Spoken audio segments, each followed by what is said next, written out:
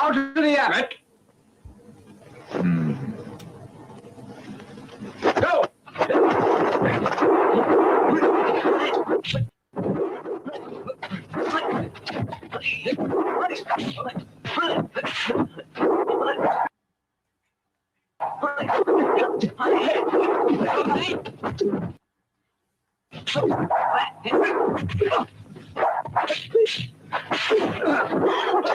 Ciao! Don't worry, I can see them fighting.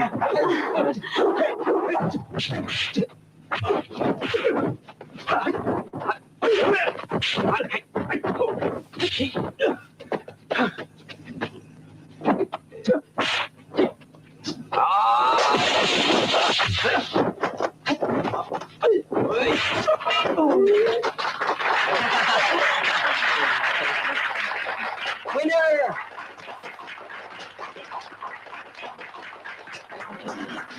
We have just witnessed two great fighters. I think so, brother. Yeah.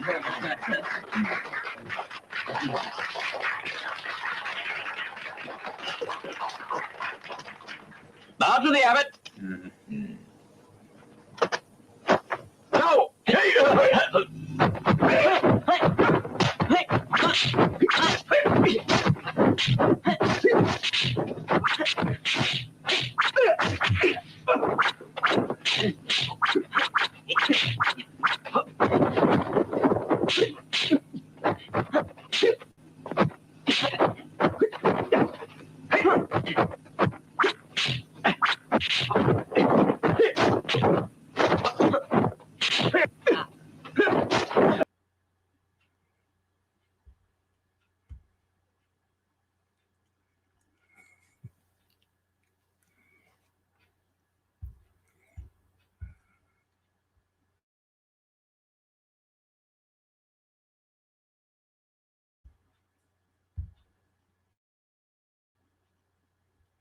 Yo, what's good, YouTube? What's good? It's Stormy B Man, and I am back. Welcome to another Kung Fu Film Focus, man. And we are here to talk about Kung Fu films today. We're just gonna go over some reasons why so many people love these films and from this genre. Salute to everybody that's out there. This was an impromptu show. Meaning that I thought I would come on and talk about these films with you guys, even maybe give someone an opportunity to come on and chat it up with Stormy as we go over this. It's one of those things where you try to, just express your pleasure for this particular genre of film. We had some other things in store, and we were supposed to do it in the eye of the storm today, but something came up with Blue Blood, so he wasn't able to come on. So I thought I would still fill the time slot or a portion of the time slot with bringing some type of content for you, because I respect the community and people be waiting for us. Salute to BFTB Boxing out there. I see you out there, brother. How you doing? Appreciate you stopping by. We had some more people that were out there. Mr. Pazor was out there, says, salute Sensei, looking forward to this one. He says, I wonder if there was a lot of hate between the Chinese and Japanese Kung Fu filmmakers, because as an example, I remember when Bruce Lee walked in to the dojo with his shoes. We can talk about that.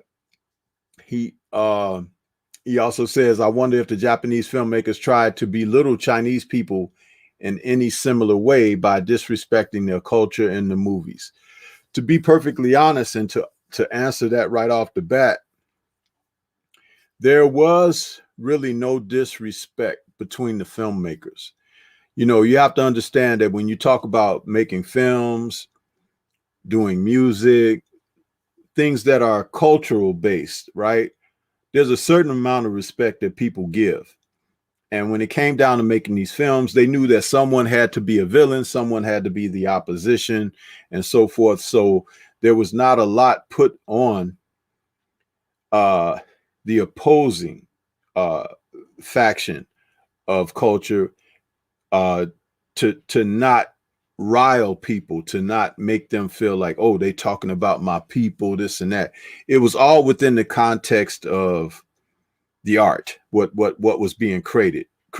But that was a good question and sentiment to put forward, because it should be understood that just like in the Chinese films, the Japanese were the baddies for the most part, and that was because of the Japanese oppression of the Chinese.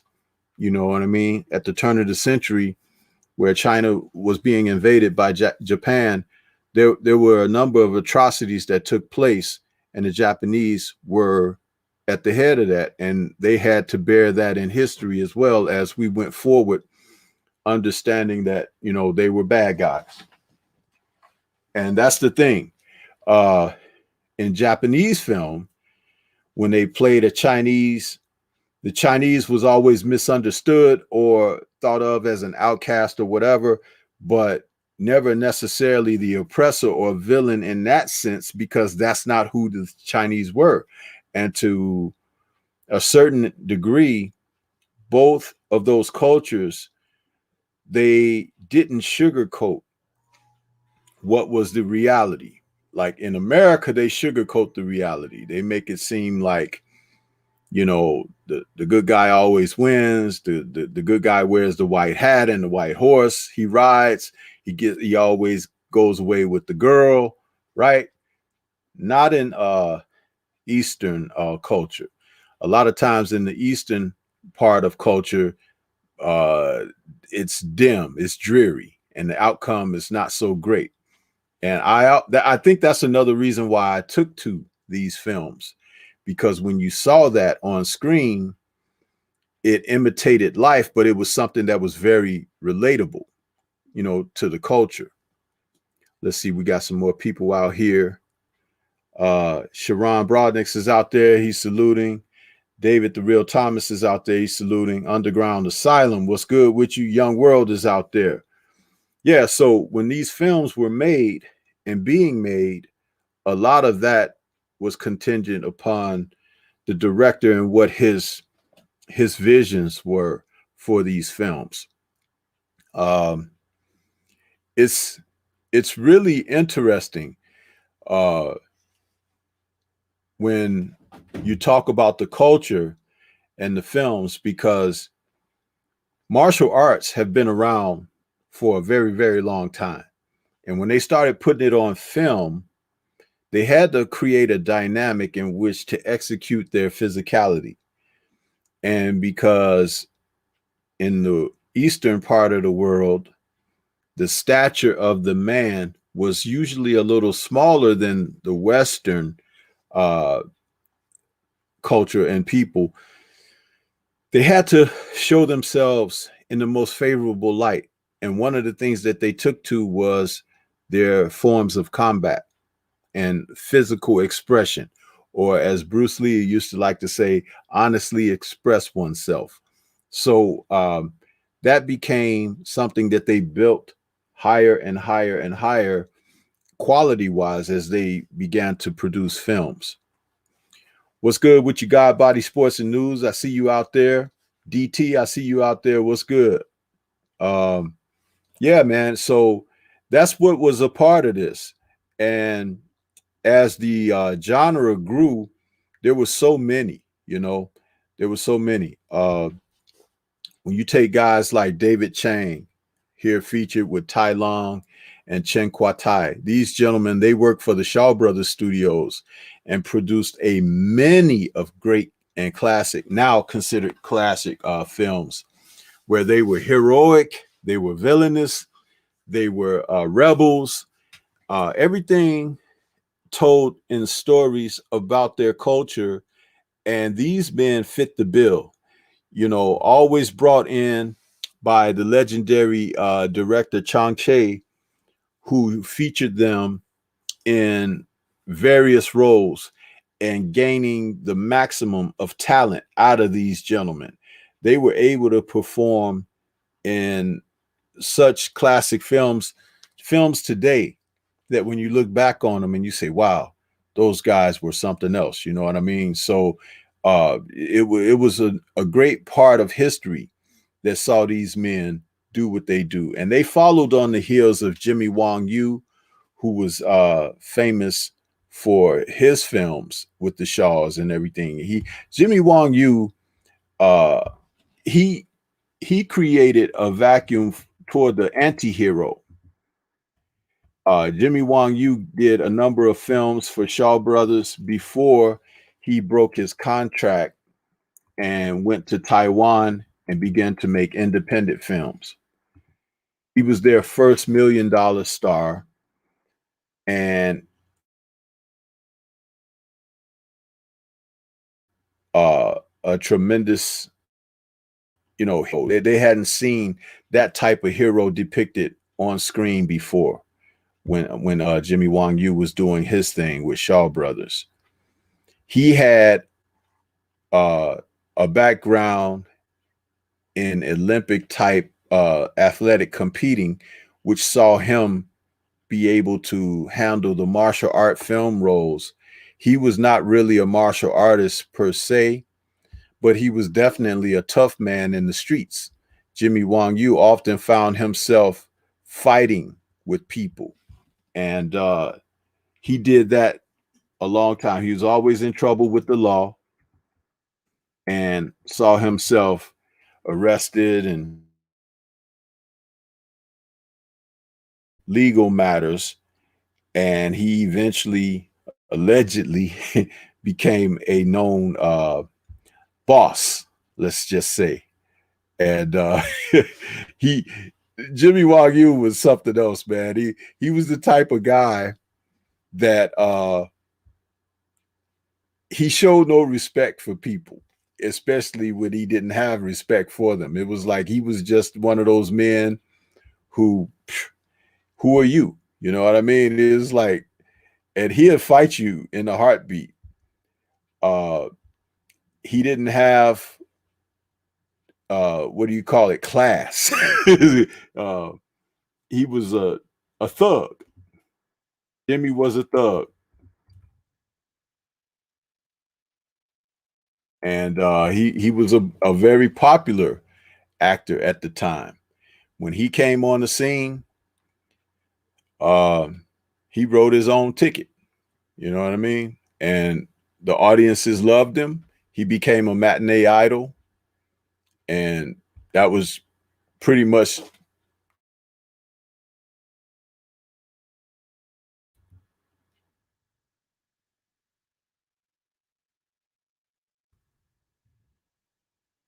trying to set something up here for you guys. I don't know if it's loading though. I don't know if it's going to load while I'm live. Oh, okay. I see what it's doing now. I'm not going to be able to load that at the moment. That's fine. So who else we got out there? Mr. Pazor says, Stormy, do you think MMA would be way less relevant if Bruce Lee never existed? I feel like we saw a huge push for martial arts during the Bruce Lee era. Well, I think you just answered your own question there, Mr. Pazor, because Bruce Lee was tremendously impactful on Western audiences. That was the thing, because he came into prominence here with his showing and displaying kung fu. Bruce brought something that wasn't seen over here before. You know what I mean? That it was in our culture, you have to understand, it was always the John Wayne punching and hitting and everything, but Bruce brought something that Western audiences were not accustomed to. Matter of fact, it was thought of to be disrespectful to raise your foot to try to kick somebody. So imagine Bruce coming on and figuring that out, like, oh, they don't kick over here? Well, let me show you what I could do. So that's what that became, and nobody did it like him. His athleticism was more than when you think about what he was able to do dynamically, you know, with martial arts. No one had done those things, and it was all new. So Bruce created something that Western audiences had not seen, and they took to it. When he came on the scene and he was doing his bit of martial arts and everything, it just changed the whole phase of what you were looking at. Taylor Bell says, does anybody super chat fail, or is it just me? They're not super chatting Stormy too much over here, so I haven't seen any, so I can't speak on it. But I do know that when someone has super chatted, it came up. Like last night when you super chatted me, I did receive it. My chime didn't go off. Eric R says Bruce made it look more real instead of the dance from the other movies. Yes, I agree with that, Eric R. Bruce Lee had a way about showing his martial prowess that it flowed like rhythmic and had a dynamic to it. Martial arts, the forms and katas and techniques traditionally were robotic and rehearsed and relied upon someone falling within a sequence to make them effective. Bruce threw away that dynamic. He was like, that's like, you know, trying to swim on dry land. You got to get into the water and get wet in order to find out whether you're going to swim or drown, you know. So that was something that he spoke about and he talked about in his teachings, you know. So yes, very much an interesting aspect there. So but yeah, man, the whole notion of martial arts and how, you know, we deal with them today, Bruce had a tremendous impact. But think about it in this way. His impact didn't happen until many years after his death, which is interesting because people didn't just Bruce Lee like they do now, even 10 years after he had died. The followers of Lee and what he was accomplishing came more than a decade after his demise. They were still in the martial art community. Yeah, people respected, and he had detractors, and then he had those who respected. Salute to Taylor Bell in that super chat. He says testing. Yeah, see, Taylor, I see that, but my chime doesn't work. I don't know why the chime doesn't work. I've been trying to get it to work. I need some assistance with that. And maybe I could talk to my brother BFTB, is he's still out there, because my super chat chime hasn't worked in almost a month. I don't know what to do about it. I've tried to delete it and restart it and do it over and all that. It's just not working for me, but it will show and display in the chat, super chats. Taylor Bell says it works now. Thank you, brother, for another one. But it's like, hey, man, it was working before. It's just it doesn't make the chime noise or whatever with the little man on the screen. And it doesn't do that on StreamYard anyway. And I'm broadcasting today through StreamYard. But the super chats on my other encoder, it does work. It just doesn't make the indicator, the alert.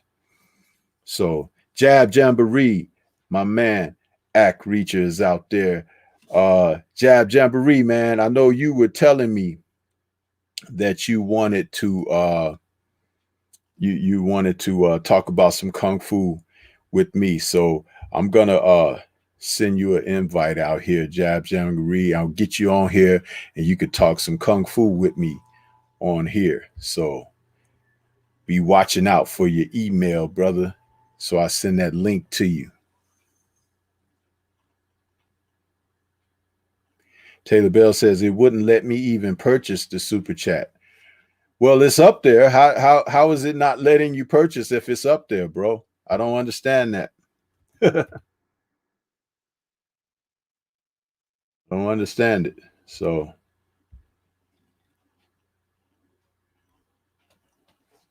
but it's up there. Renee Box Young is out there. What's good with you, Renee? Good to see you, bro. We got a good night of boxing coming up, but Stormy just talking about a little bit of the Kung Fu films and why we like them and all of that good stuff. So Act, check your email. I sent the link for you, bro. And we get down to this.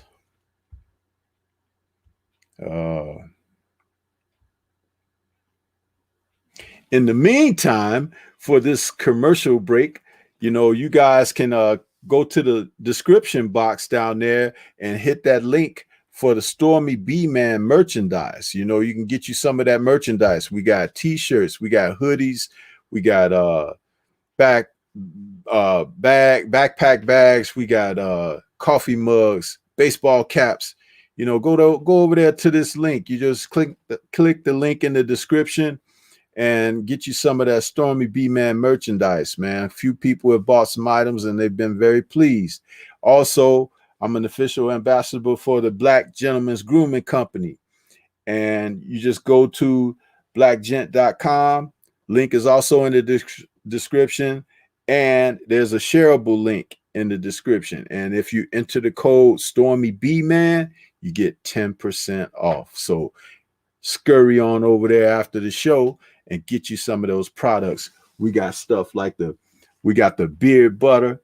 You know what I'm saying? It's the beard oil right here. Stormy got that. Then we also have some of that, what we call it, the solid savor of the pomade there, man. I got the one called Hustle. You understand? Smells good. Put that on and the draws fall off. That's what happens when you wear that stuff there from the Black Gent. Huh? So go on over there, get you some of them items, man. And you see what it does for you. Renee Boxian says, is Kung Fu a more offensive art or defensive? It is all inclusive, Renee Boxian. Kung Fu is basically, when you write the word in Chinese, it means to stop, huh? It means to, you know, to stop or to defend. So that's what happens when you understand. So it's the art of self-defense, and it's not about being offensive. It's about being able to stop impeding attack on you. You know what I mean? So that's what that's all about with martial arts. Who we got out there? The chat is kind of moving fast now. Eric R says, my dad studied Jeet Kune Do for several years, and my son is a blue belt in Shokotan. Yeah, that's good, man. I think that, hey, listen, when I was growing up, good parents used to put you in sports or martial arts or something to learn discipline. In team sports, it's about learning how to get along with others. In individual sports, it's about learning how to control yourself and discipline yourself. So martial arts, tennis, boxing, putting your children into something like that is always good. And growing up, I had a very good, solid connection with that. See, today, kids don't grow up learning anything, huh? And they just out here. And they grow and they have these ways about themselves and temperaments that they have no discipline. They have no filter. And so the powers that be out there in the world have to teach them the lessons because they're not being taught at home. And they become problems for you and I when they cross our paths publicly. You see? Act Reacher, did you check your email? Did you get that link yet? Let's see. Mr. Pazzoa says, Stormy, what do you make of Ip Man? Ip Man is pretty good, especially the first two. The first two were very much profiles on the life of Ip Man, who was a tremendous martial arts grandmaster in the art of Wing Chun. And he was also a prominent figure from Shanghai. And he was known famously as being Bruce Lee's teacher. But he has taught many people, and he has many proteges throughout the world now that have come down his pipeline of tutelage. But he was a tremendous Wing Chun specialist. There are people who now know of Yip Man due to the films that Donnie Yen played in. And Donnie did a tremendous job playing Yip Man. He had to learn the art of Wing Chun before playing the lead character of Yip Man. And he did a tremendous job of showing and executing the forms when he utilized them on screen. I think that in the first film, when he's fighting those black belts in the Japanese dojo, and he's taken on an army of those martial art film sequences, right up there with anything that Bruce Lee has done, form and technique that was displayed in there. He was doing things like pulling guys' arms out of the socket. He was disjoining them, the legs from the hip flexor. He was doing a lot of things, trapping multiple rapid fire punches that had an effect. I mean, because it wasn't about hitting a guy one time and knocking him across the room. It was realistic, where the pattern is repetitious fire, striking vital points in the body, you know, and Donnie displayed that tremendously well.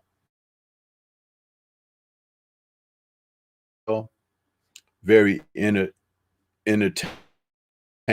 Let's see here. I'll get on. See you back there. What's going on, Storm? You can hear me?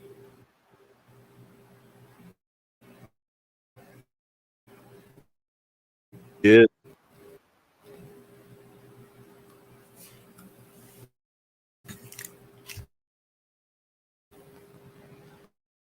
Yeah.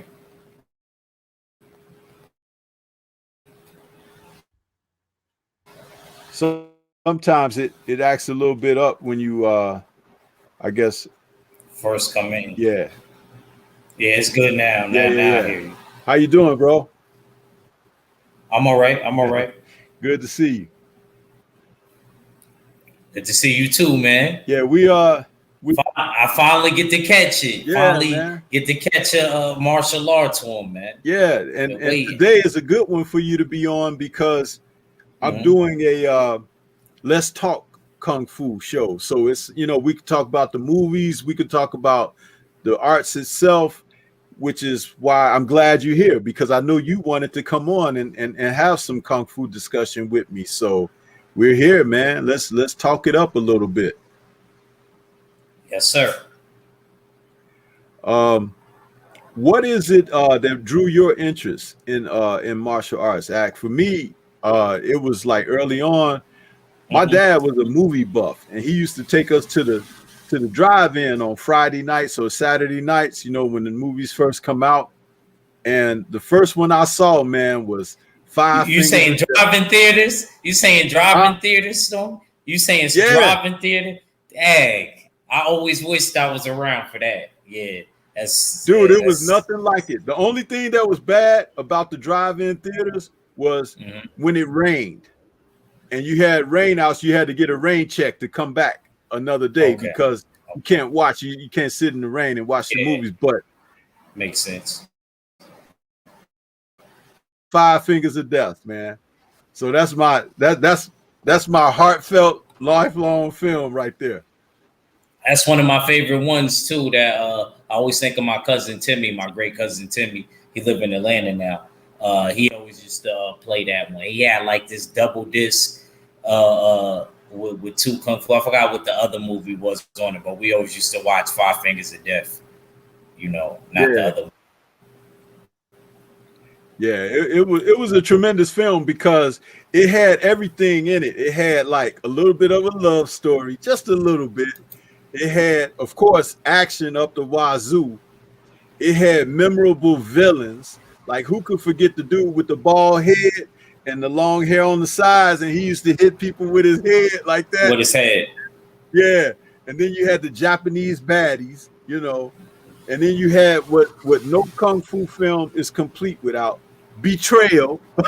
It's like, dude, don't nobody do betrayal and backstabbing like those dudes in the Chinese movies. I like it that when the hand, you know what I mean, start blowing up and Yeah, with his hands, That when he was- started using the technique, man. Yeah.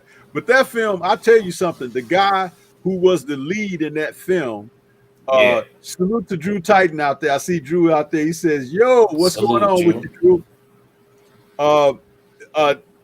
The lead actor in the film, Lo Lei, was a veteran Shaw Brothers actor who played in a lot of sword films, and he didn't always play the lead.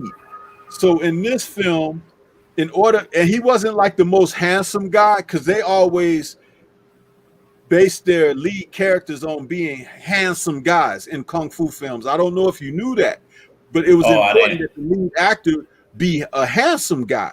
And Lo Lee wasn't considered a handsome guy. He was considered like a rugged Charles Bronson type, you know, whatever. Okay. So what they did was they cut his hair real short and everything in that film and put him in nice kung fu robes and stuff. And, you know, they tried to sell him as, you know, and the film was very successful. It was very successful for a number of reasons. One, I talked about already, the character dynamics. And then a lot of people don't know this. The director of the film, Chang Che-ho, was a Korean, and he came from Korea to work for Shaw Brothers Studios, and he had a different idea about shooting action. Like he introduced the trampoline shots where, you know, the guys jump up high in the air, or when they flip over and they land on the ground, like on the floor, and dust come up from the floor, or when you hit a guy and dust fly off their clothes and stuff like that. He brought those elements to the kung fu films that didn't exist before, because all of that gave on film, it gave another sensation of power or something landing hard or whatever. So he was very innovative, and he used long tracking shots with the camera.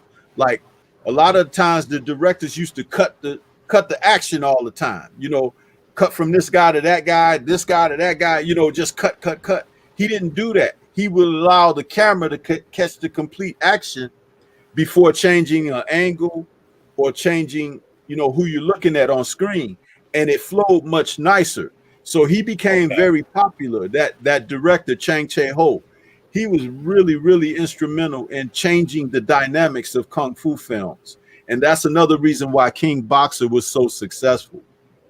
Very much. So who was like the guy you would say in your time, you know, as far as making martial arts films, like who was like your go-to guy? Who was like your favorite martial arts actor?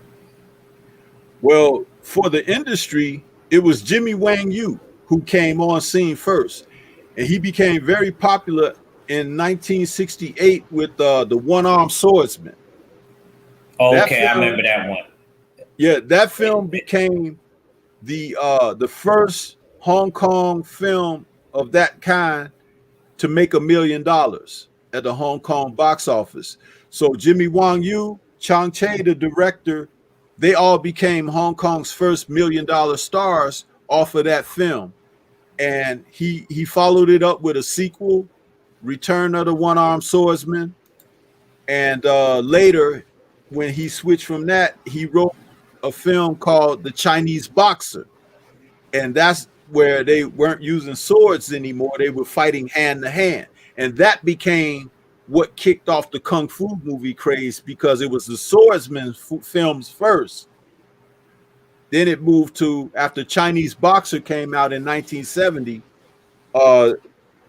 it became hand-to-hand combat films, and you just saw a flood in the market of kung fu.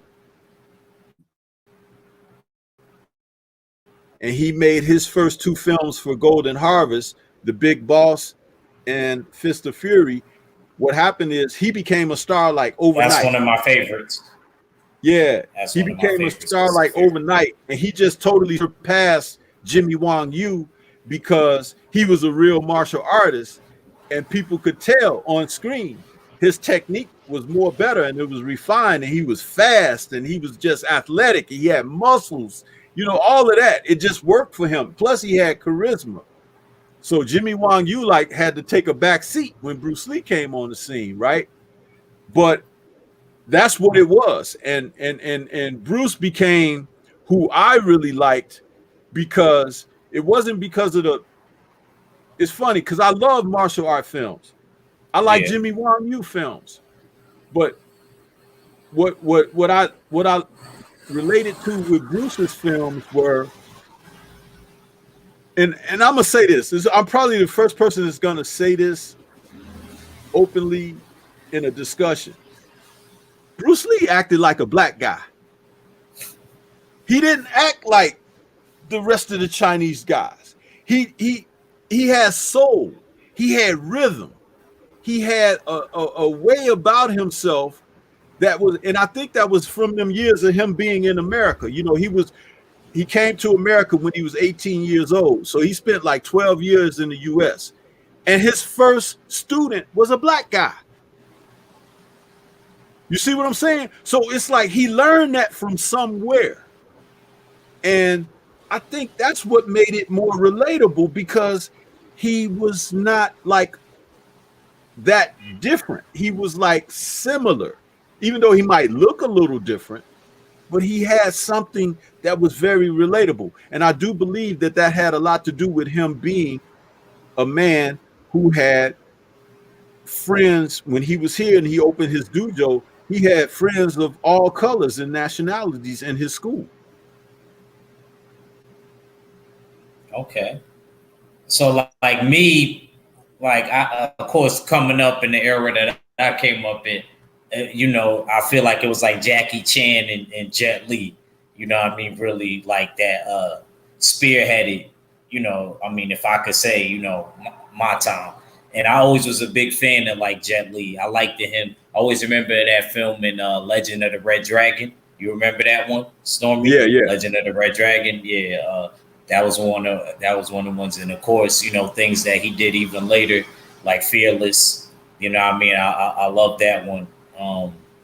You know, and you know, as far as Jackie Chan, of course, Legend of the Drunken Master. You know, that was one of my favorites of him. Rumble in the Bronx was okay, but I'm personally the type of person, I like my kung fu films based in like them 16th century type, and you know what I mean? I like it being like the setting to be in like an old school type of like, you know, martial arts setting. I don't really like when they mix that. That's just me personally. I always like that. How do you feel about that, being that I brought that up? Well, you get what I'm trying to say, right? Yeah, and let me say this about Jet Li in that movie Fearless. Personally, I think that that's one of the best martial art films ever made. And though it's based on a historical figure, it's some of the best acting in a martial arts film that Jet Li was ever able to do. You see a transition of his character in the film. He went from being a bold, brash, arrogant guy to a humbled man, you know, and you don't get that in a lot of kung fu films where you see a transition of the character where he goes from one point and arrives to another, you know, due to circumstances. And then the martial arts that were depicted in the film were extremely high quality. I mean, we got a chance to see him use the lance, which is the long spear. We got a chance to see him use the 3-section staff.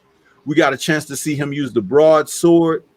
All of these weapons and weaponry was a part of his wushu training when he was a kid.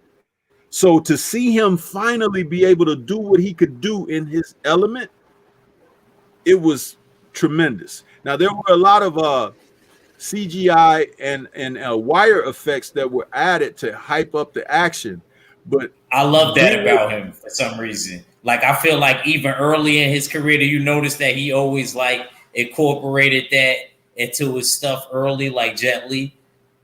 Yeah, absolutely. So that's what I wanted to say about that. You know,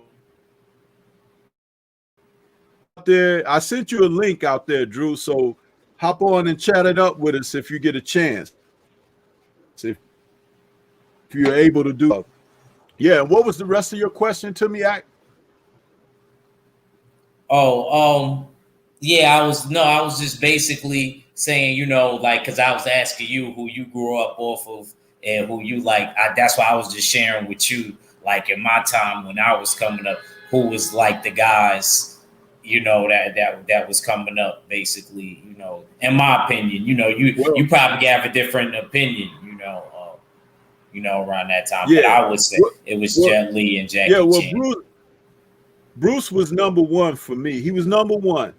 And it was head and shoulders above the others as far as his physical abilities and his acting. He seemed to understand acting more than all the other guys. And people forget that he was a child star. Bruce Lee starred in over 22, 23 films from the time he was 6 years old till the time he was 18. So he was a child star, like a Mickey Rooney or something. I never knew that. Yeah, he made a number of films, and sometimes you could still find them if you go online. Some of the films that he starred in, you could get them on DVD. The most popular of his films, I think there are about 6 of them that they made available for people to purchase. But yeah, he was a big time child star, so he knew how to perform in front of a camera. Coming over here to the U.S., and he starred in a few TV shows and had some walk-on parts and bits like that. So he understood how we did it over here. So when he went back over there in 1970, he was ready. You know what I'm saying? And he brought what he did. But I'll tell you, there were other guys that were a part of the industry, and I had mentioned them earlier in the show. I didn't know if you caught that, but I did talk about David Chang, Tai Lung, and Chen Kwa Tai. These 3 brothers right here, man, they came out of the Shaw Brothers studios. They were very popular. They were in films like Duel of the Iron Fist. They were in the films like Chinese Vengeance. They were in films like The Blood Brothers. You know, they always starred in great films with Shaw Brothers. Let me get to see a lot of them. Sorry, I see a lot of those Shaw Brother movies because if you got Amazon Prime, they show a lot of those. Yeah, they're on there. Yeah, all of their movies are on there. Let me get to the super chat real quick. We got Mr. Padzor in the super chat. He says, "Remember the scene where Bruce and Norris were in the Roman Coliseum and they started fighting after the cat ran away? Amazing attention."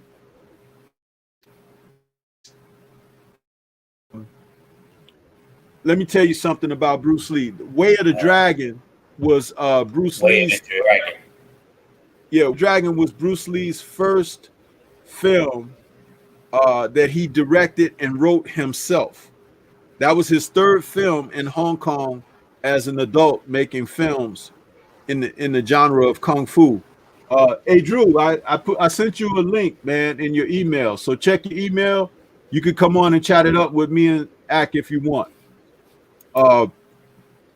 When Bruce did this film, Way of the Dragon, he was able to show certain subtleties that the Hong Kong movie audiences didn't know existed. And he introduced that for pacing in films.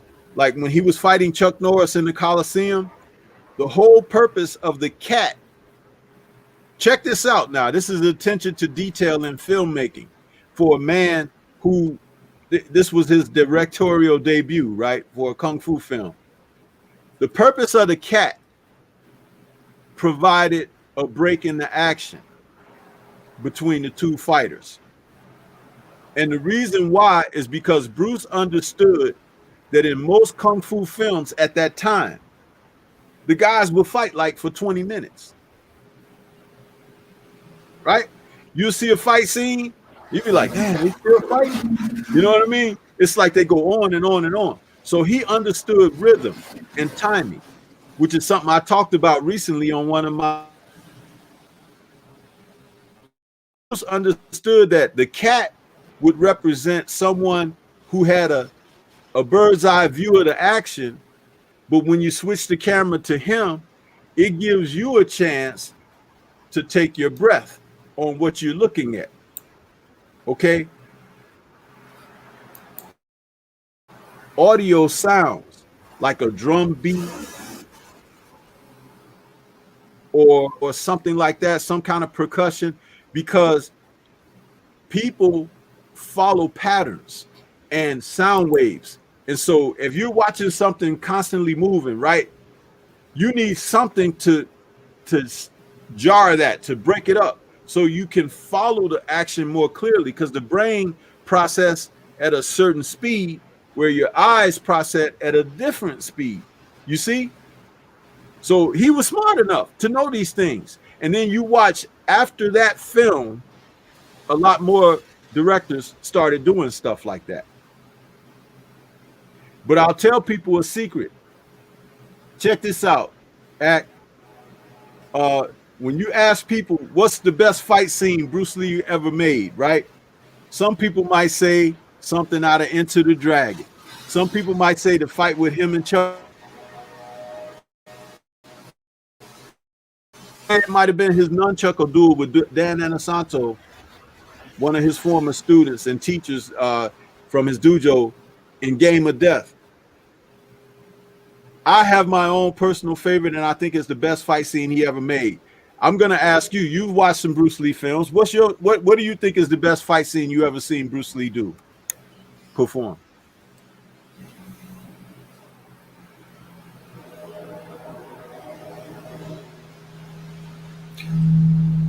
Personally, I'm probably gonna pick Enter the Dragon, even though that was one of the later ones.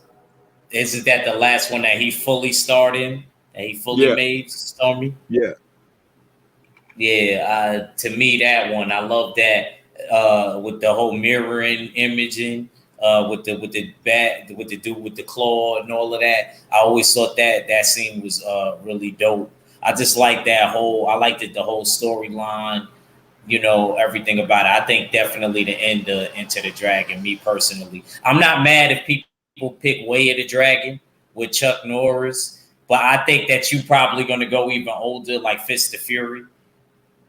I feel like absolutely. It's his fight. It's his fight. My teacher. No. It's his fight near the end of Fist of Fury where he takes on the Russian guy before he fights the Japanese bad guy at the end of the film. Okay. The Russian fighter. Because in that fight, that movie, along with his other film, Big Boss, the two of them, they had a fight choreographer for those two films, and it wasn't Bruce Lee. But Bruce Lee argued with the guy on the set of the film a lot, because he was like, this is not, because he was trying to break his way of doing action in, and he felt like the traditional kung fu film way was like, it wasn't for him.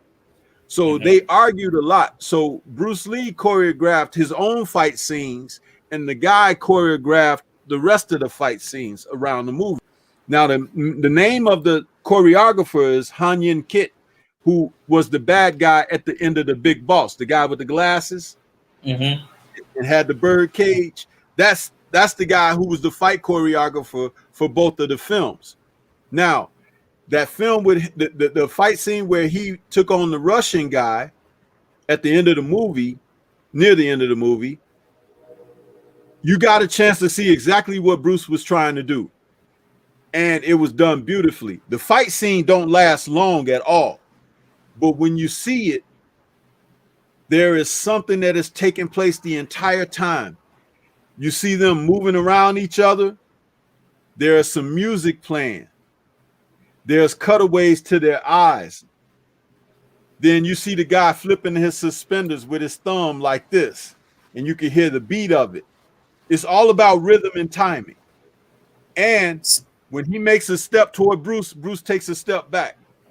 And then, you know, it's all of this rhythm and flow. It's some dynamic stuff. And that was Bruce's choreography, 100%. And when the guy hit Bruce a couple of times and knocked him down, so in the film earlier in the scene, they showed how strong the Russian was. He was bending iron bars and stuff like that. So Bruce knew his character was strong already. And he got Bruce in an arm lock on the ground. And he couldn't get out of it because the guy was so strong. So he bit the guy. He bit him. And that made the guy release him, right? Things like that. That was what Jeet Kune Do is all about. It's like you have to use what's necessary in a fight. We're not talking about in organized fighting. We're talking about if you're in a situation where you got to save your own life. You see what I'm saying? So he was incorporating these things. And at the time, the audiences were not smart enough. They just thought like, oh, this is pretty cool. But it's like he was taking things to a different level. And when he finished that fight scene, like I said, that fight scene is probably 2 or 3 minutes, but if you timed it, but it's wonderfully done. The fight with Chuck Norris in the Coliseum is a little longer than that, but you could see why Bruce was so good, because he could maximize a great deal out of a little bit. And in this instance, we're talking about time. You didn't need all day to fight that guy, and he took him out easily. But the way he did it in with it was class. It was like wow. It made you think a little bit, and that's what he brought to martial art films. And even today, they don't really get it right like he got it right. They do well in some instances, but man, he was and that's why I say that's the best to me. That's the best fight scene he ever did. You see that thing that you talked about with the timing, with the cat and things like that. They did kind of do something like that. I remember in Crouching Tiger, Hidden Dragon. I remember when that came out when I was real little. It was like a big deal when it came out. The choreography to that movie was just so dope. You know what I mean? I could see how a lot of people got confused a little young when that came out. You know what I mean? But it wasn't the most easiest movie, I feel like, to understand as a kid, as a real little kid. But definitely, you know what I mean? As far as the choreography, I thought it was great. There's a scene where like the master is like playing the guitar or whatever, and it's like two of them is getting ready to fight or whatever. And then like before they get ready to fight, they're like having like a moment, you know, I guess where they're like meditating before they get ready to engage in battle or whatever. And then like the guitar breaks. Yeah. And you see the strings split and it's just dope. Then they just start going at it. But that's the, you know, as soon as you talked about the timing with the rhythm, like they still try to incorporate it nowadays. But as far as like that, I don't think, you can't really replicate that. It's different time. And you make a great point. I definitely see what you're saying about that. Yeah, you make a great point, because if you didn't have Bruce, you don't have that scene. You understand what I'm saying? They took a page out of what he was doing, and there's nothing wrong with that, because that was a beautiful scene. That was and by the way, that was Hero, not Crouching Tiger. Hero. Sorry, that was Hero. Sorry, that was Hero. Yeah. That was Jet Li and Donnie Yen. Yeah, Donnie Yen. Yep, Jet Li and Donnie Yen. Facts. Yeah, but it was beautifully done. Matter of fact, I do have my image for Hero up there to put up on the screen. That was an excellent film. I love Hero. It's one of my all-time favorites. I recently, just a little over a month ago, I did a review on my Kung Fu Film Focus for Hero. Great film, man. Great film. Great film. Hero is awesome. If anyone out there hasn't had a chance to check out Hero, you got to do so, because that film, it's just a wonderfully done martial arts film. And it has a lot of the elements of what we're talking about right now, along with the elements of old school, because they still use the wire effects with the guys flying around. They even Rashomon, the Japanese famous film, which tells the story from several vantage points. That's what Hero did. It told the same story through several vantage points, and they added color schemes. So you could say each person that told their part of a story, one was red, one was blue, one was white, one was green. You know what I mean? They put that all together in a beautifully shot film. One of the most beautiful sequences was when they were fighting in the water, you know, out there where the water was really still. Yes, dude. And they was like, and then the one scene where he like dipped the like sword like in the water, and then he came up. I thought that was dope. Yeah, that water scene. Man. Yeah, to keep himself up. I thought that was crazy. Yeah, that was awesome. What did you feel about? What do you feel about my boy Tony Jaa, the Protector, Ambach? Have you ever seen those movies? I thought the choreography to those movies. I think he's dope. I think Tony Jaa is dope. Yeah, Tony Jaa is definitely a tremendous physical specimen as far as his athletic prowess and his ability. Ambach is one of the most, man, it's like taking some of the best of someone from Hong Kong and putting them together with what he does, because he's out of Thailand, and you know, and he does his own stunts and stuff. It's like, it's tremendous. You know, when I saw him and to see him jump up in the air and run across guys' shoulders and stuff like that, I was like, man, this is like what Jackie Chan used to do. You know what I'm saying? It's like tremendous stuff, man. And it's like, I have a special place in my heart for these type of men who perform like that. It's like it's like watching Michael Jordan or Dominique Wilkins do what they do. You know, it's just tremendous. But yeah, those films, him and that other guy, Iwo, that's also from over there in Indonesia. The guy who did the Raid.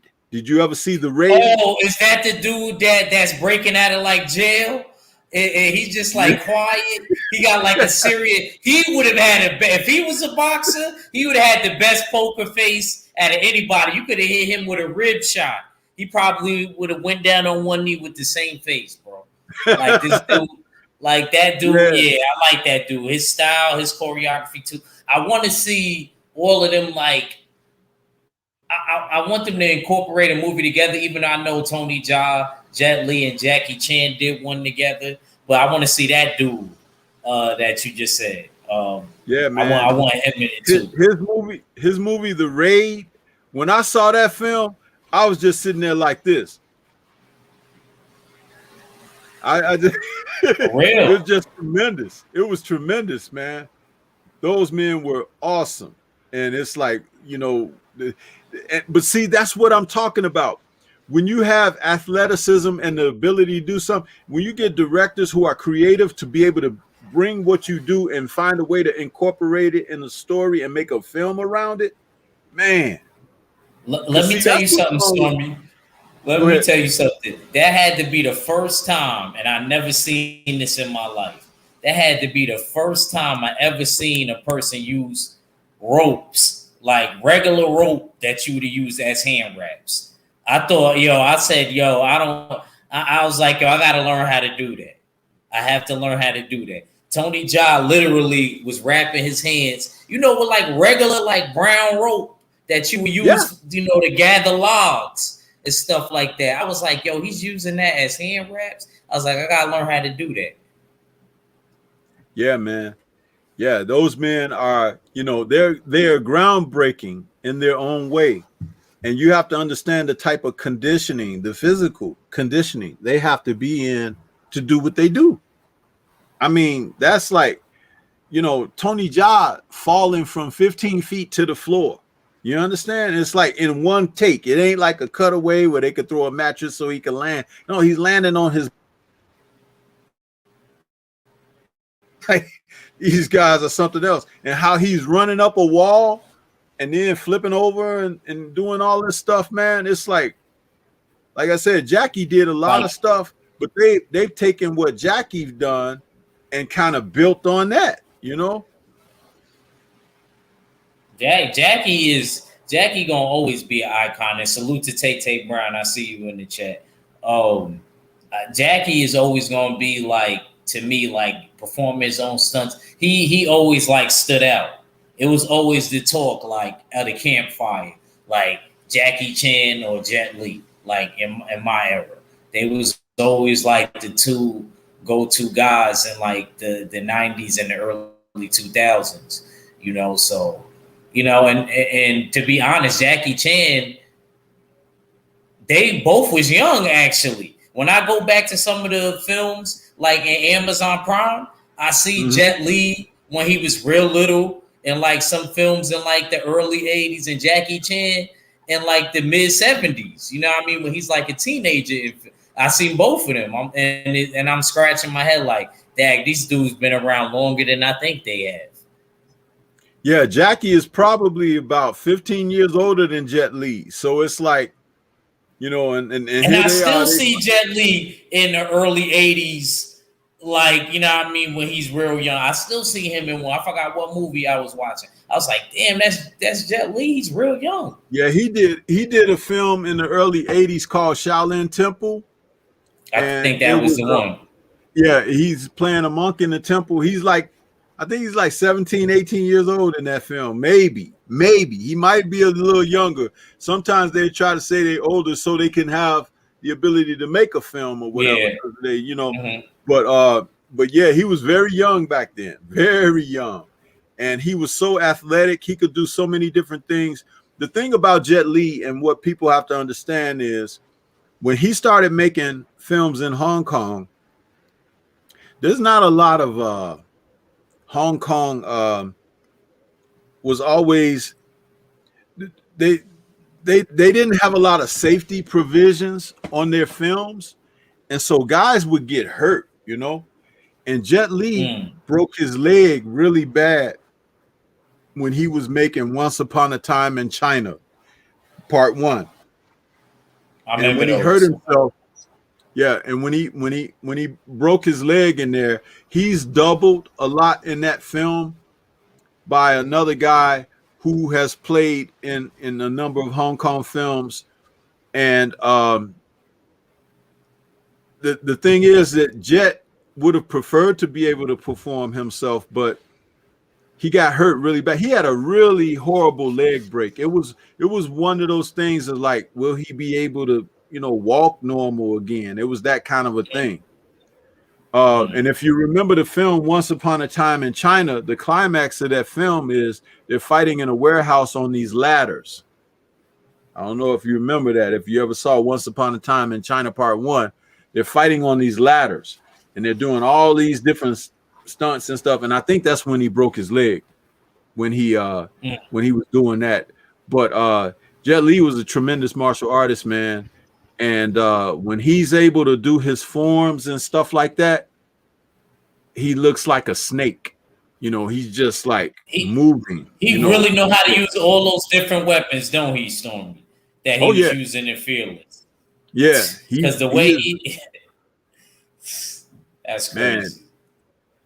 But they had what I loved about it was it was like what he could do, they let him do it. You know what I'm saying? It's like when Jackie first came to the US to make a couple of films, they didn't let Jackie do what he did best. And what he did best was his athletic stunts and being able to utilize props and stuff like that. They didn't let him do that. They might let him do a backflip. They might let him do a split or something, but they wouldn't let him do Jackie action. You know what I'm saying? And it's like, it took them a long time. And by the time they finally decided to say, okay, we'll let Jackie do some of his Jackie stuff, he was old then. You know, he was old. So it's like it was almost like they didn't want him to outshine the Western stars that he appeared in films with. Because he did a film with Danny Aiello called The Protector, where they were playing cops. And, you know, Jackie was supposed to really shine in that film. And man, they just didn't have him do enough of his type of action. So he shot his own footage. And there's an international version of the film, The Protector. If you watch it, there's some extra fight scenes in that movie that the U.S. production company didn't even film. Jackie filmed it and added it on the international version just to show himself, you know, as being who he was. So that's, you know, that's a was trivia. Jackie's big break Rush Hour then, would you say? Rush Hour? No, Oh. not really. Not really. His big break was the Cannonball Run. And he had a very small sequence in that film. That was a Burt Reynolds film about them car racing and stuff. He had a small role in there, and that led to his own starring film, which was The Big Brawl or Battle Creek Brawl. And Rush Hour came many years later. But the film that, if you want to say was his breakout film, was Rumble in the Bronx. Okay. And that wasn't even filmed in the Bronx. That was filmed in Canada. Yeah, I know. They always told us that in New York. Yeah, they filmed that movie in Canada. And that's a film where he ran into some motorcycle gangs and stuff. And he had this lady that worked in a grocery store, and they were terrorizing her store, and he was helping her out and stuff. And it was like, that film was his breakout film. Rumble in the Bronx.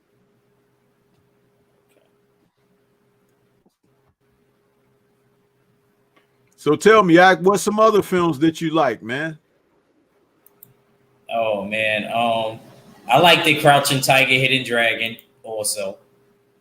Of course, Drunken Master. I bought that up. Hey, let's talk about that for a minute. Let's talk about Drunken Master for a minute.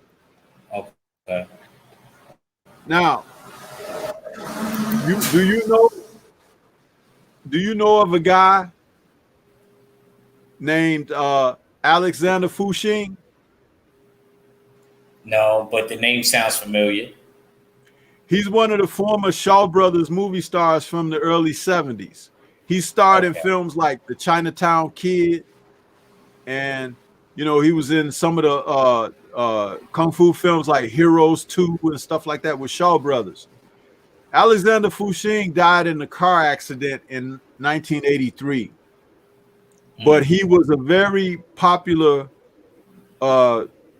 movie star over there. He was a young guy. He died. I don't think he was 30 years old when he died. But he was so popular and athletic. He had a lot of charisma that the director of Drunken Master, Yuen Wu Ping, who was also the fight choreographer for Crouching Tiger, Hidden Dragon. So I'm tying it all up for you here. Okay. Yuen Wu Ping had a film that he had written because he was an independent filmmaker. He had a film that he written, and he was looking for a star to make this film. And he went to Shaw Brothers, Run Shaw, and said, hey, we'd like to borrow Alexander Fushing for this film that we're going to do. We'll make a deal with you just to buy him out for one film, because Shaw Brothers movie actors were signed to long contracts. They had like 7-year contracts with the studio, and they couldn't work with nobody else except for Shaw Brothers Studio. So Run Shaw was like, no, we're not going to lend Fushing out to you. You gotta find somebody else or whatever. We're just not gonna part with our guy. Okay, so he was looking around. He was like, well, this script calls for someone who's young, charismatic, and you know, can do the action. And he knew Fushing would have made this film an overnight success. So he said, well, there's a stunt guy who is as brave and fearless as anybody, you know, in the industry. But he's not the most popular guy. He's made a few films, and his films have stunk or whatever. But we can give him a shot and see what happens. That was Jackie Chan. I figured that. So Jackie Chan's breakout role in Hong Kong was Snake in the Eagle's Shadow. Now that's the film that they filmed, and they followed it up with Drunken Master.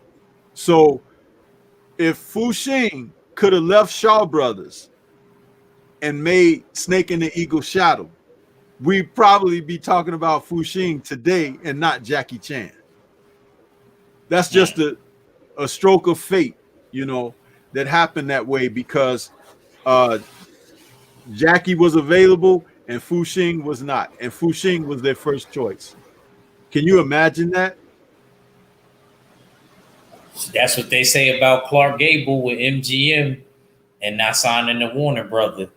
And they said James Cagney's career blew up a little bit more because of that. Yeah, man. That's just like Warner Brothers didn't sign Bruce Lee to play Kwai Chang Kang in the Kung Fu TV series, and they signed David Carradine. And David Carradine wasn't even Chinese, didn't even know martial arts, but that role was definitely made for Bruce Lee. Could you imagine had he played in that TV show? He'd probably still be alive today.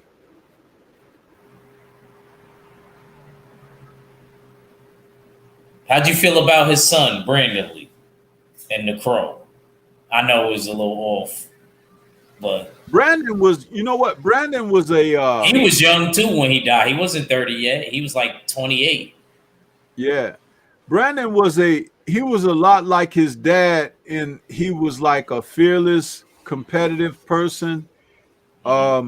He was creative, he was talented.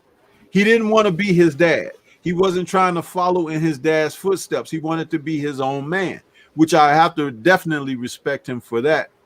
But Brandon was someone who could have been a very popular actor, you know.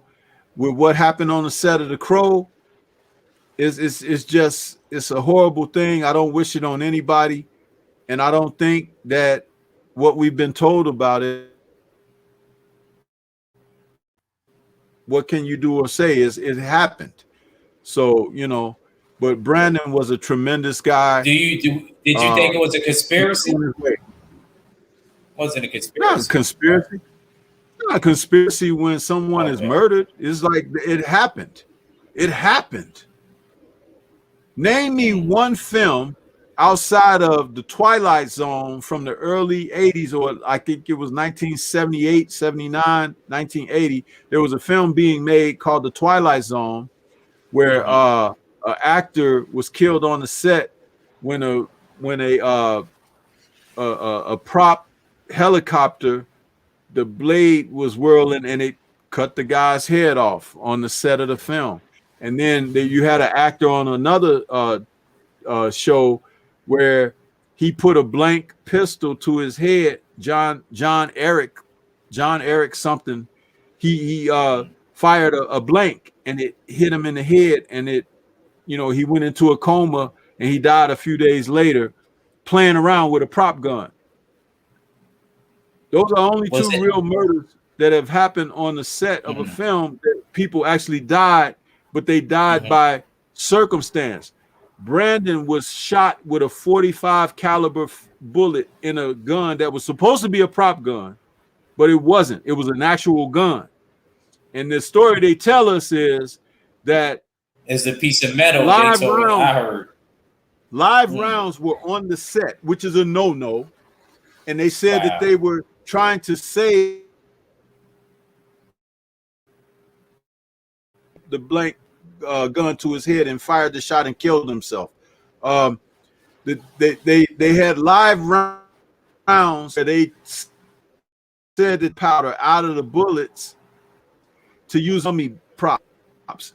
No, dummy props. It's like you don't do that, and it is on a film set where the lead actor, you're firing a gun at him, the camera angle is on one side, the actor's on the other, and they fired a gun at him. You're not even supposed to point the gun at the actor. You point it off to the side. The camera angle ain't going to show that. It's like if I got my hand, you're on my right, and I got my gun up here like this, and I just move the gun over like All that. you got to do is pull it. Yeah. It's not going to aim at you. But the guy fired his spine. He was murdered, man. He was murdered. And you can't, and that actor who did that, who pulled that trigger, just recently died, like within the past few years. He just died. And he was like on alcohol and everything. He was so sorry that he didn't want to talk about it and this and that. Dude, the conspiracy is that he went along with it. But somebody wanted Brandon dead. And they got it. I don't like it. I don't never will accept what they've told us because of who his dad was and because of why his dad is no longer around as well. There are stories out there, but I just know that that man was murdered on the set. They make shoot 'em ups in Hollywood every day. The Matrix, they had the first Matrix film. They shot so many bullets in that film. Him and what's the name? Trinity. When they were going through the hallway and they was firing all them guns and stuff, and they was loading up more guns, and it's like now I know what scene you're talking about. You know, Brandon was murdered, bro, and I'm sorry that happened, but he was murdered, and they got away with it. But he was a talent. A lot more talented than some of these other guys that you see out here. He ain't even get his chance. How does the guy who's not really famous yet or anything, he's famous because of what happened to him. But it's like, how does a guy who's not really famous, you know, get gunned down on a movie set?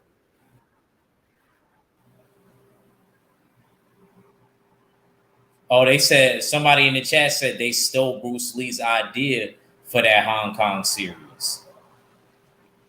I wouldn't be surprised. No, what they did was they picked his brain and learned enough about the culture and what happened with the Shaolin Temple and stuff. So they put all of that and added to their notes. But it has come out, the truth about Bruce and Kung Fu. Yeah, he should have been given that role because of how it was written and who it was written for.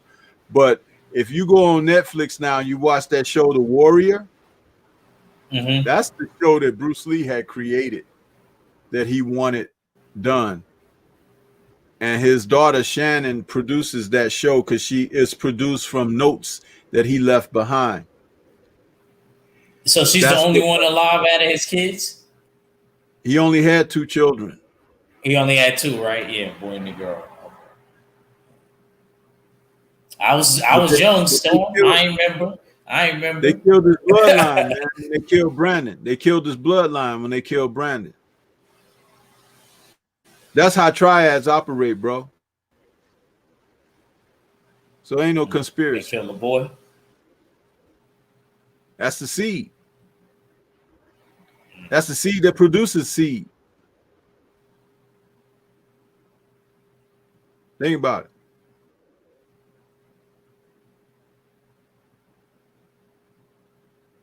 Dang, it was something else I was going to ask you. It slipped my mind.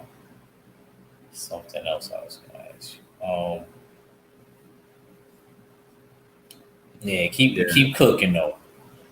It'll come back to me.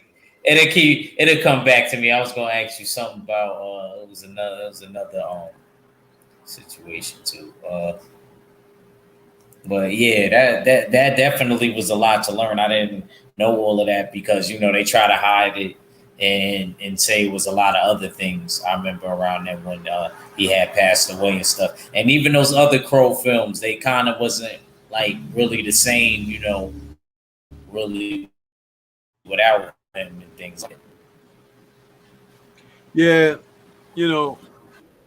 when you don't have the original guy around and he's been taken before his time. It's kind of hard to pick it up and go forward, you know. That's like, you know, we lost Chad Boseman, you know, and he was the Black Panther. It's like people were like, okay, Marvel said they're not going to recast, but the Black Panther is an essential part of those stories and everything. So I think that they should recast in this instance because the prominence of the character. But Chad Boseman will always be Black Panther. You know, he'll always be Black Panther. He did a wonderful job at it. I'm just sorry we had to lose him so soon. He did such a great job. He made different ethnicities want to be the Black Panther. That was just crazy to see, like an all black cast, even if you wasn't even into that type of thing. You know what I mean? It was crazy to see. Listen, have you seen that show on Netflix by I think it's on Netflix by Regina King, that One Night in Miami? Oh, the Muhammad Ali, Sam Cooke, and all of that. I did not get to catch it yet. I don't want to know what happens, but I do want to watch it because y'all know I just want to say this. Yeah. The brother on there that plays Jim Brown, he was also in that movie about what's the name? The Ice Cube in them, the movie. Straight Outta Compton. Straight Outta Compton. Yeah, he was also in Straight Outta Compton, but he plays Jim Brown in the Regina King film One Night in Miami. That brother right there, he could play the new Black Panther because I saw his acting chops. I saw him in Straight Outta Compton. I've seen him in a couple other things, but when I saw him in this film, One Night in Miami, the way he plays Jim Brown, I'm more than confident that he could play a Black Panther. No, I mean, his acting chops are good, and he could do it. So if they want to do Black Panther with more of the T'Challa character, let that brother come on in there and pick up that mantle and let him roll as Black Panther because he can do it. But you need to see One Night in Miami act. It's very good. It's excellent. Okay. I'll be seeing it, like it always pops up like on a lot of my recommendations and things like that. You know, they was telling me before that I needed to see Judas and the Black Messiah, which I was waiting for it to come out, and I definitely seen that. That was a great movie. But I'm definitely gonna try to watch One Night in Miami next. So you just gave me another movie to watch. Yes, sir. Yes, sir.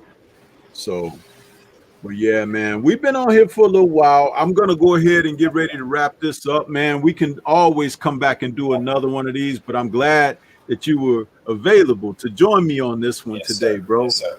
Yes, Yeah. sir. Why don't you give everybody a notion where they can find you and follow your channel, and also give us some final thoughts on today's show.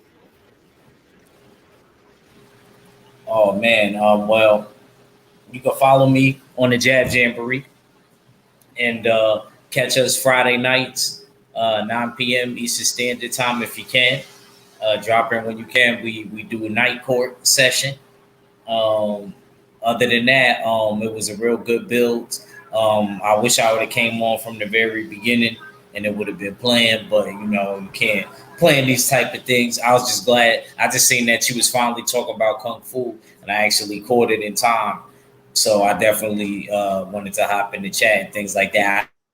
I didn't think he was going to tell me to come on, but I appreciate it, man. Learned a lot of stuff, you know, as far as Kung Fu wise because of you. You know, definitely got to check out some more things. Forgot to bring up the 36 Chambers of Shaolin. That's another one of my ones that I like too. That Classic film, classic. Old school. That's one of the best Kung Fu movies of all time. I personally think that they need to make a Masato Musashi samurai. I know they did a couple, but I want them to do like a new one, the double bladed samurai. You know, if y'all ever heard about him, y'all should do y'all research. He's an actual person, an actual samurai. You know, I think that would be dope for like a new movie or something like that. But other than that, this is a dope build. I definitely want to jump on the next one. Salute to the mighty LDBC and the full Berserker clan. It's your boy Act Reaching. I never see you wrong, and I'm out. Appreciate it, song. All right, bro. Thanks for coming, bro. Yes, sir. So yeah, we're at the end of the show for today. I want to thank everybody that was out there. My brother Curtis Anderson popped in there. Salute to you, Kurt. Black Adam 707 is out there. Some of your comments I didn't get a chance to get to them. It was just a little bit of cooking going on here, but we got a lot of stuff to talk about in the future. We'll come back and do another one of these joints, and I'll have someone on with me again. Akricha will probably be back with us again, and we'll get this chance to cook on this. This has been Kung Fu Film Focus. Let's talk Kung Fu. That's right. And to be able to get on here and talk about the Kung Fu films with you brothers and sisters out here, there's a big fan audience for this, and that's what we like to do. We provide a means for you to have a platform to express yourself when you want to talk about the films that you love and grew up on. So this is Stormy B, man. Gonna sign off for now. Peace to everybody out there. Enjoy the rest of your day, and enjoy those fights coming up this evening. And we out. Peace.